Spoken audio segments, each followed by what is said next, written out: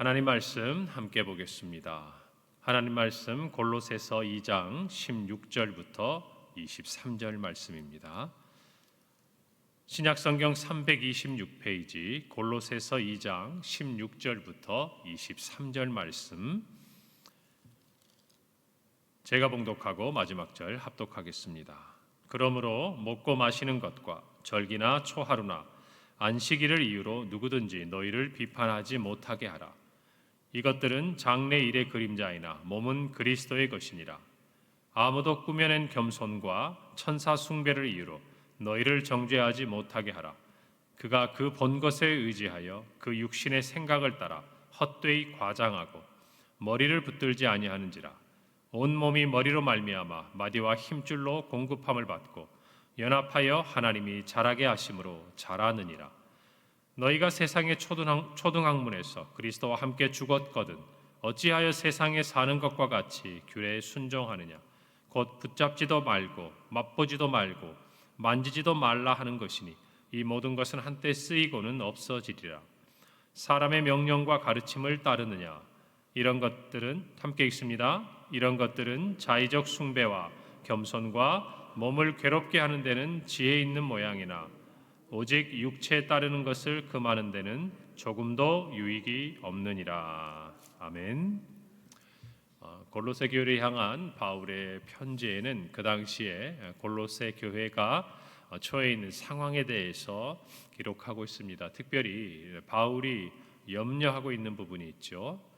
우리가 앞선 골로새서 2장 8절에 보면 바울은 이렇게 말합니다. 누가 철학과 헛된 속임수로 너희를 사로잡을까 주의하라. 이것은 사람의 전통과 세상의 초등학문을 따르며 그리스도를 따름이 아니니라.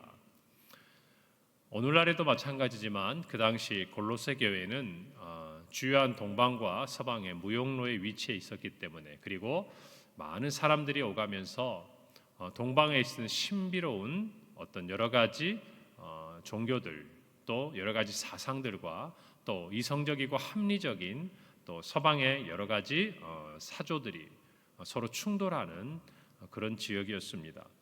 그런 골로새 교회에는 그렇기 때문에 철학이라든지 또는 헛된 속임수라든지 무엇인가 혹할 만한 여러 가지 사상들이 함께 혼재 있었다라는 것이죠.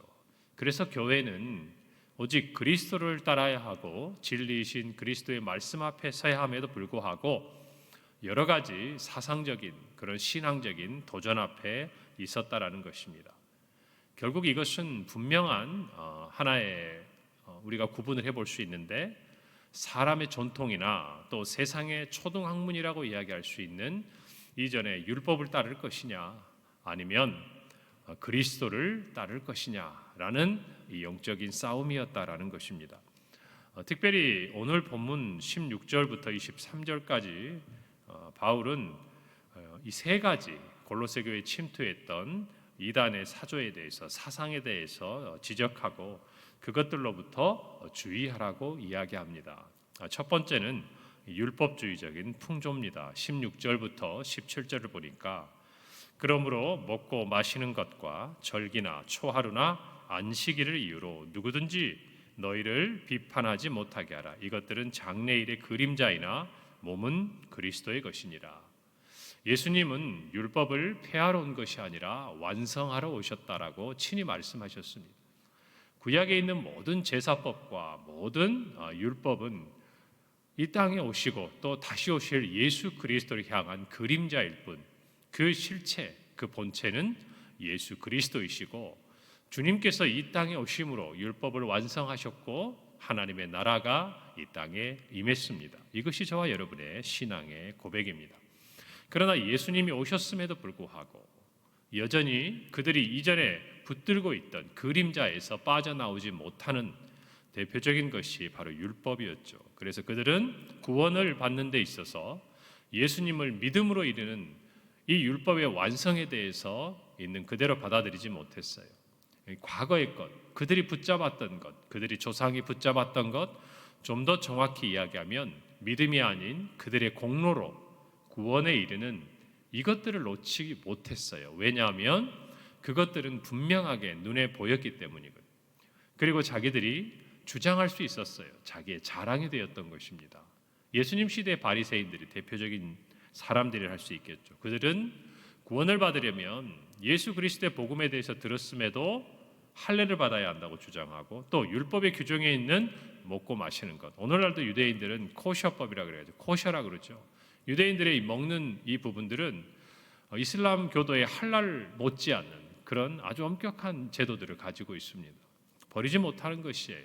절기라든지 안식일이라든지 이 모든 부분들에 있어서 그들은 자기들의 자랑이 되기를 원했던 것입니다. 그렇기 때문에 그들은 그것들을 자신들도 지켰을 뿐만 아니라 다른 사람들에게도 가르치고 강요를 했어요. 이 당시에 초대교회에 있어서의 가장 큰 영적인 싸움은 바로 유대교적인 배경을 가진 율법주의자들이 예수 그리스도를 믿음으로 말미암아 구원을 얻는다는 이 사실에 대해서 교회 안에 잘못된 가르침을 가르치고 또 그들의 자랑으로 삼았던 것이 우리는 사도행전 곳곳을 통해서 알 수 있습니다. 그들은 보여지는 것들, 신앙의 형식에 있어서 강조를 했고, 그들 내면에 있는 본질에 있어서 하나님의 뜻, 또 예수 그리스도를 믿음으로 구원을 얻는다는 이 신앙의 가장 중요한 부분이 변질되거나 받아들이지 않았다라는 것이죠. 결국 그들은 형식은 중요한 것임에도 불구하고 외식에 빠지게 되는 것이죠. 무슨 말입니까? 껍데기만 화려한 것이에요. 예수님께서는 외식하는 서기관들과 바리새인들을 보시면서 책망하셨습니다. 그 내용이 마태복음 23장 28절에 나와 있습니다. 이와 같이 너희도 겉으로는 사람에게 옳게 보이되 안으로는 외식과 불법이 가득하도다. 여러분, 내면에 있는 본질과 또 외부적으로 보여지는 형식이 일치하는 것이 가장 아름다운 것이 되겠죠. 겉과 속이 같아야 그것이 하나님이 인정하시는 것이에요. 하나님은 중심을 보시는 분이에요. 사람들은 외모를 보지만 하나님은 그 마음속에 깊은 곳에 있는 내면의 중심을 보시는 분입니다. 오늘도 저와 여러분이 신앙생활 하면서 늘 잊지 말아야 할 것은 우리 마음속 깊은 곳을 하나님은 지금 이 시간도 들여다보고 계신다라는 것이에요.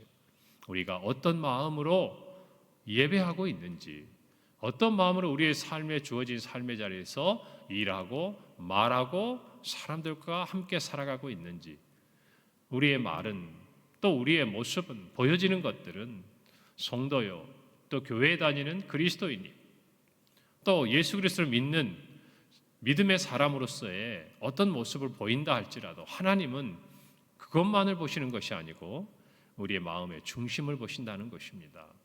그렇기 때문에 우리는 이 부분을 깊이 생각해야 돼요. 오늘 예수님도 말씀하시지 않습니까? 겉으로는 사람에게 옳게 보이려고 한다는 것이에요. 그것이 하나님의 보시기에 옳지 않았다는 것입니다.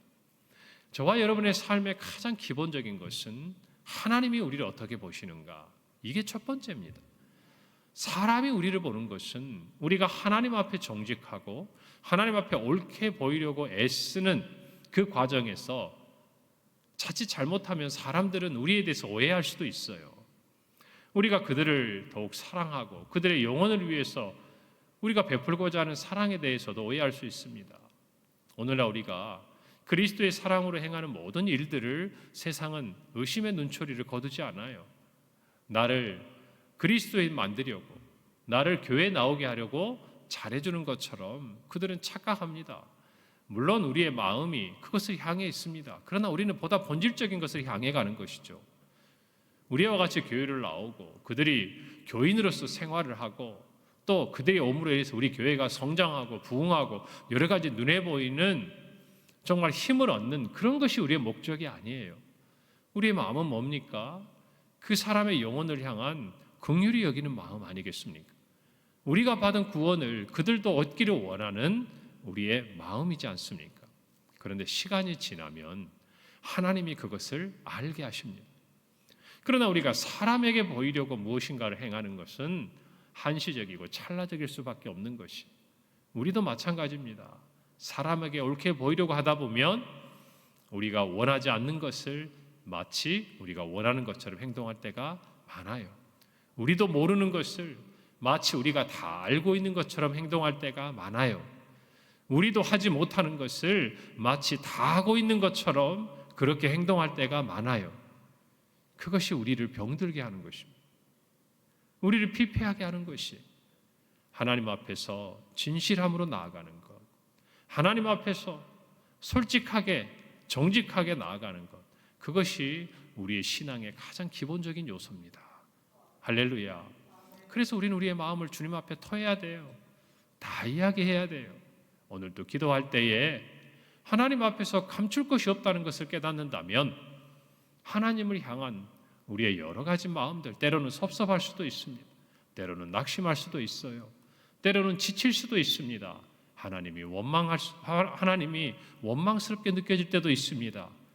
이 모든 감정을 믿음으로 누르고 하나님 앞에 기도하는 것도 귀한 것이죠. 그러나 때로는 우리의 마음의 깊은 것을, 그것을 아시는 하나님 앞에 고백하는 것도 우리에게는 중요한 것입니다. 그리고 자유함을 얻는 것이죠. 그리고 그 자유함을 가지고 이 세상에서 담대하게 살아가야 하는 것이 성도의 삶인 것입니다. 오늘 이 자리에서 우리는 율법의 형식에, 사람들의 눈에 매이지 않고 하나님을 바라보고 나아가기를 바랍니다. 하나님 앞에서 정직하면 그 누구도 우리를 정죄할 수가 없는 것이에요. 하나님 앞에서 정직하면 우리의 연약함까지라도 하나님은 살피시고 우리의 죄악도 도말하시는 분임을 믿으시기를 바랍니다. 여러분, 우리 모두가 이 당시에 골로새 교회가 가지고 있었던 이런 여러 가지 모습들을 살펴보면서 교회 안에 예수 그리스도가 오직 이 교회의 머리가 되신다는 것, 그리고 우리의 믿음이 예수 그리스도를 믿음으로 말미암아 구원에 이르는 이 성경의 가르침에 기초하고 있다라는 것 결코 잊어서는 안 될 것입니다. 두 번째입니다. 두 번째는 천사 숭배적인 풍조예요. 1장을 시작할 때 서두에서 이 골로새에는 정말 정령 숭배 사상 또는 천사 숭배 사상이 아주 횡행했다고 제가 말씀을 드렸습니다. 그곳에 사는 유대인들조차도 정말 강을 다스리는 그런 정령을, 그리고 또 천사들을 숭배했다라는 기록이 있습니다. 여러분, 세상이 그와 같이 어떤 거대한 사상적인 영광로에 둘러싸여 있다 보니까 신앙을 가진 사람이라 할지라도 그 안에 동조되고 마는 것이에요. 오늘 18절 19절에 보니까 아무도 꾸며낸 겸손과 천사 숭배를 이유로 너희를 정죄하지 못하게 하라 그랬습니다. 꾸며낸 겸손과 천사 숭배라고 그랬어요. 그들은 이렇게 말했습니다. 우리가 어떻게 감히 하나님 앞에 직접 예배할 수 있겠는가? 일견 보기에는 겸손해 보이죠. 일견 하나님 앞에 나아갈 수 없는 연약한 존재인 것처럼 표현합니다. 그러나 마땅히 경배를 받아야 될 하나님이 아닌 천사를 숭배하도록 이끌어가는 그것들은 하나님의 뜻에 어긋난 것이죠. 왜 그렇습니까? 예수 그리스도께서 우리를 위해 죽으셨습니다. 예수님이 죽으신 이유가 뭡니까? 예수 그리스도의 그 보혈, 그 십자가의 공로를 힘입어서 하나님 앞에 우리가 담대히 나아갈 수 있는 길을 열어놓으신 것 아닙니까? 죄가 하나님과 우리 사이를 가로막았을 때, 예수님이 돌아가실 때 성소의 휘장이 반으로 찢어진 것이 무엇을 의미하는 것입니까? 이제는 제사장을 통하지 않고도 예수 그리스도를 통하여서 우리의 영원한 대제사장이신 그분으로 말미암아 우리는 하나님의 보좌 앞으로 담대히 나아갈 수 있게 되었음을 저와 여러분은 믿어야 합니다. 하나님과 우리 사이에 어떠한 것이 가로막아서는 안 되는 것이에요. 그래서 우리의 신앙은요, 사람을 의지하지 않는다라고 이야기할 때 그것은 하나님만 의지하는 것을 이야기하는 것입니다. 그것이 되지 않으면 그 어떤 말이라 그래도 보이는 사람을 의지하는 것에 불과한 것이에요. 저와 여러분은 정말 하나님만 의지하고 있습니까? 그렇다면 우리는 하나님 앞에 언제든지 어떤 모습이든지 어떤 상황이든지 하나님 앞에 담대히 나아가는 하나님의 자녀가 되어야 하는 것입니다. 세상은 이처럼 겸손이 좋은 것이지만 꾸며냅니다. 그럴싸합니다. 그러므로 말미암아 우리를 자유케 하는 것이 아니라 도리어 우리를 더욱 정죄하고 우리가 죄 가운데 빠져나오지 못하게 하는 것이. 이어지는 말씀 보십시오. 그가 그 본 것에 의지하여 그 육신의 생각을 따라 헛되이 과장하고 머리를 붙들지 아니하는지라. 무슨 말입니까? 천사를 숭배하고 꾸며낸 겸손을 가지고 있는 그와 같은 사람들은요, 자신이 경험한 신비한 체험이나 또 일반적인 사람들이 보지 못하는 것들을 그들은 과장합니다. 그리고 거짓을 이야기합니다. 머리를 붙들지 않아요. 머리가 누굽니까? 교회의 머리이신 예수 그리스도를 의미하는 것이에요. 여러분, 우리가 이 땅을 살아가면서 신비로운 체험을 할 때가 있습니다. 하나님이 정말 그런 신비로운 체험을 통해서 하나님의 살아계신 우리에게 가르쳐 주시고 보여주실 때가 있습니다. 왜 그렇습니까? 우리를 위해서예요. 하나님께서 선물처럼 주시는 그 신비로운 체험을 통해서 살아계신 예수 그리스도를 붙들도록, 좀 더 정확히 이야기하면 그것들을 경험하지 않고서는 어리석고 연약한 우리가 하나님 앞에 나오는 것이 더디기 때문에 하나님이 선물로 주시는 거예요. 여러분, 오늘날도 특별하고 신비한 체험을 한다는 사람이 간혹 드러납니다. 나타납니다. 여러분, 그러나 언젠가 제가 말씀드렸지요. 하나님 앞에 우리가 구원을 받는 길은 요한복음 3장 16절에 있는 것처럼 예수 그리스도를 믿음으로 얻는 것입니다. 그것으로 충분합니다. 주님이 우리에게 주신 이 말씀을 지키고 믿고 따르면 우리는 구원을 받습니다. 그 위의 것들은 하나님이 주시는 선물이에요. 여러분, 바울은요, 여기에 대해서 올바른 자세를 우리에게 가르쳐줘요. 고린도후서 12장 1절에 보면 바울은 이렇게 말합니다. 무익하나마 내가 부득불 자랑하노니 주의 환상과 계시를 말하리라. 왜 그렇습니까? 믿음으로써 구원을 얻는다는 이 바울의 말에 신비한 체험을 하고 무엇인가 남들이 보지 못하는 것을 보았다고 주장하는 사람들이 바울을 무시하는 거예요. 그러니까 바울이 고린도 교회에 편지하면서 이렇게 말하고 있는 것입니다. 나도 주의 환상과 계시를 보았다는 것이에요. 이어지는 2절부터 4절에 내가 그리스도 안에 있는 한 사람을 아노니 그는 14년 전에 셋째 하늘에 이끌려 간지라. 그가 몸 밖에 있었는지 몸 안에 있었는지 몸 밖에 있었는지 나는 모르거니와 하나님은 아시느니라. 내가 이런 사람을 아노니 그가 몸 안에 있었든지 몸 밖에 있었든지 그가 낙원으로 이끌려 가서 말로 표현할 수 없는 말을 들었으니 사람이 가히 이르지 못할 말이로다. 바울은 자신의 경험을 이야기하고 있는 것이에요. 그가 몸 밖에 있었는지 몸 안에 있었는지는 알 수 없지만 하나님은 아십니다 라고 이야기하는 이 표현들 속에 이것이 다른 사람의 이야기가 아니라 자신의 이야기라는 것을 그는 스스로 증거하고 있습니다. 그러나 그는 5절에 이렇게 말합니다. 내가 이런 사람을 위하여 자랑하겠으나 나를 위하여는 약한 것들 외에 자랑하지 아니하리라. 내가 너희들보다 그 이상의 더하는 신비로운 주의 환상과 계시를 직접 체험했음에도 불구하고 너희들이 자랑하는 이것을 더 이상 말하지 못하게 하려고 내가 나의 신비로운 체험을 이야기하겠지만 나는 남들이 가지지 못한 이와 같은 환상과 계시를 자랑하지 않고 도리어 그리스도께서 내 안에 계심으로 말미암아 나의 약한 것들, 그것들을 예수 안에서 자랑하겠다라고 이야기하고 있어요. 여러분, 이것이 하나님 앞에 받은 선물, 신비로운 체험과 계시를 받은 사람들이 잊지 말아야 할 모습이에요. 증거하지 말라는 것이 아닙니다. 여러분, 남이 가지지 못한 것을 가지면 사람은 우쭐해지는 마음이 생길 수밖에 없어요. 남들이 부러워하는 것들을 갖게 되면 과장할 수밖에 없습니다. 여러분, 여기 계신 남자분들, 우리 솔직히 얘기해 봅시다. 군대 다녀온 사람 중에 특등 사수가 아닌 사람이 없습니다. 특수부대 출신이 아닌 사람이 없어요. 일반 부대를 나와도 자기는 정말 전투병과 중에 최고의 전사입니다. 군대에 있어서는 정말 우리나라에 우리 남자 성도들이 그런 군생활 다 하고 왔으면요, 우리나라는 엄청난 나라입니다. 왜 그렇습니까? 없는 일이 아니에요. 군생활 했습니다. 그런데 하나하나 이야기해야 되고 사람들이 반응해주고 뭔가 더 과장하고 뭔가 더 우쭐대지 않으면 인정받지 못하니까 나도 모르게 말이 하나 둘 보태지는 거예요. 악하고 나쁜 마음으로 하는 것이 아니지만 사람이 그래요.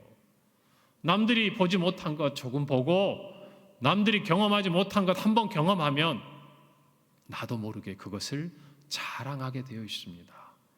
그러다 보면 실수해요. 그러다 보면 과장해요. 그래서 예수 그리스도가 아니라 내가 드러나게 되는 죄를 범하게 되는 거예요. 여러분, 그래서 신비한 체험을 했다고 한 사람들이 얼마나 많이 무너집니까? 여러분, 그렇기 때문에 여러분, 우리에게 주신 이 말씀만으로도 충분한 것이에요. 말씀대로만 사는 것도 여러분 어려운 일이에요. 성령이 도와주셔야 그나마 가능한 일인 줄 고백하고 겸손해야 합니다. 여러분, 저는 우리 안에 우리 성도들이요, 하나님이 주시는 여러 환상과 계시들도 보셨으면 좋겠습니다. 선물이에요. 이건 하나님이 주시는 겁니다. 그러나 남이 갖지 못하고 남이 보지 못한 것으로 자랑하기보다는 그것을 보았으니 이제 확실히 믿을 수 있는 하나님의 말씀과 도리어 나의 약함을 통해 예수 그리스도를 자랑할 수 있는 성숙한 그리스도인들이 다 되시기를 바랍니다. 여러분, 마지막으로 세 번째는 금욕주의적인 풍조입니다. 20절 22절이에요. 너희가 세상의 초등학문에서 그리스도와 함께 죽었거든 어찌하여 세상에 사는 것과 같이 규례에 순종하느냐. 곧 붙잡지도 말고 맛보지도 말고 만지지도 말라 하는 것이니 이 모든 것은 한때 쓰이고는 없어지리라. 사람의 명령과 가르침을 따르느냐. 따르지 않아야 된다는 것이죠. 이 당시에 금욕주의자들은요, 이 유명한 세 가지 어떤 자기들의 표가 있었어요. 하나는 붙잡지도 말고 맛보지도 말고 만지지도 말라. 어떤 것이에요? 부정한 것들은 하지 말라는 것이에요.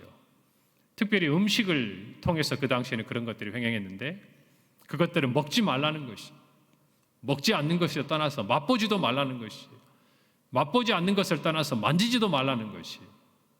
여러분, 어떻게 보면 좋아 보입니다. 그러나 이것들이 자의적인 숭배와 겸손과 몸을 괴롭게 하는 데는 지혜가 있는 것 같으나 육체를 따르는 것, 육체의 소욕을 거스르는 데는 조금 더 유익이 없다고 그랬어요. 왜요? 그 자체가 목적이 되니까 그래요. 스스로가 그것들을 통제하려고 하니까 그래요. 여러분, 우리의 육체의 소욕은 오직 성령의 소욕에 이끌려갈 때만 제어될 수 있는 줄 믿으셔야 합니다. 그래서 저와 여러분은 우리가 하고자 하는 어떤 행동이 아니라 성령을 따라야 하는 것이, 오늘 그 말씀을 붙들고 세상에 어떤 소리가 들려도 머리이신 예수 그리스도를 따르고 하나님의 말씀을 붙들고 믿음으로 성령에 이끌려 살아가는 저와 여러분이 되기를 간절히 바랍니다. 기도하겠습니다. 하나님 아버지, 은혜를 감사합니다. 오늘 하나님의 말씀대로 오직 머리이신 예수 그리스도를 믿음으로 말미암아 우리가 우리의 신앙 가운데 붙들어야 될 것들을 붙들기를 소원합니다. 아버지 하나님, 이 세상의 어떤 풍조도 교회야 우리의 신앙 안에 침투하지 못하도록 성령께서 붙들어 주시고 성령을 따라 행하게 도와주옵소서. 예수님 이름으로 기도합니다. 아멘.